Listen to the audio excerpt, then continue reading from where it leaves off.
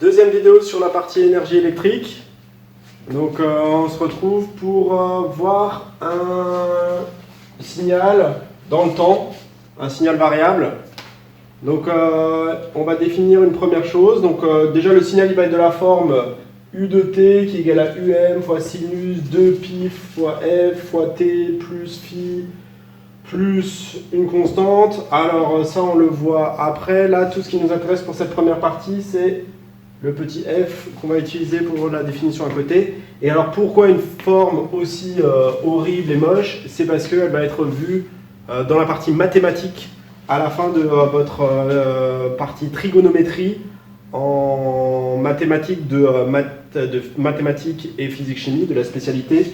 Vous verrez cette forme-là. Donc c'est pour ça, c'est pour faire le lien avec les mathématiques. Donc j'ai un motif et je vais définir ce qu'est une période. Donc une période, ça va être la plus petite durée au bout de laquelle une tension se reproduit identique à elle-même. Donc ça veut dire que je prends entre ici le maximum et le prochain maximum. Je peux aussi le faire avec le minimum jusqu'au minimum. Donc ça nous permet d'avoir notre période. Le symbole, ça va être un T majuscule et non pas un T minuscule. L'unité, ce sera en secondes. Après, on pourrait très bien faire des multiples avec des minutes, des heures, des millisecondes. Donc voilà pour la période. Une définition à apprendre par cœur. Ensuite, deuxième chose qu'on va voir, c'est la fréquence. La fréquence, on va la noter avec un F minuscule. L'unité, ce sera le Hertz. H majuscule, Z minuscule. La fréquence, c'est le nombre de répétitions d'un motif élémentaire pendant une seconde. Donc pareil, définition à connaître par cœur. Ce F là qu'on vient de voir ici, qu'on vient de définir, c'est celui justement que vous allez retrouver là dans votre formule. Le 2pi fois F, donc c'est-à-dire qu'en fait ici va arriver la fréquence F. Le 2pi, vous verrez, c'est pour les radians.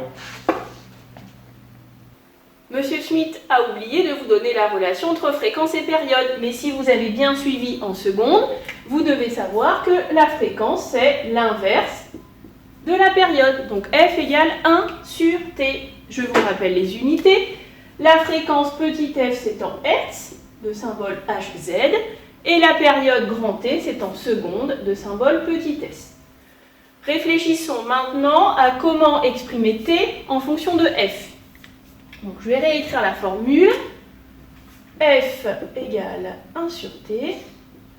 Je voudrais avoir T au numérateur. Déjà, ça, ma première étape. Donc, pour mettre T au numérateur, il va falloir que je multiplie à gauche et à droite par T. Donc, T fois F est 1 sur T fois T. Maintenant que j'ai fait ça, je peux simplifier par T à droite et j'obtiens T fois F est égal à 1. Je cherche uniquement T. Donc il va falloir que j'arrive à supprimer à gauche F. Comment faire? Bien, il suffit de diviser par F de chaque côté de l'équation. Donc je divise par F à gauche et à droite. Je peux donc simplifier par F à gauche.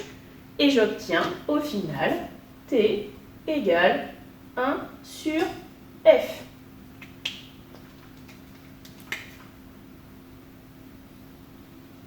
Vous pouvez donc maintenant calculer la fréquence si vous avez la période ou calculer la période si vous avez la fréquence en faisant toujours attention aux conversions d'unités et en gardant bien la fréquence en Hertz et la période en secondes.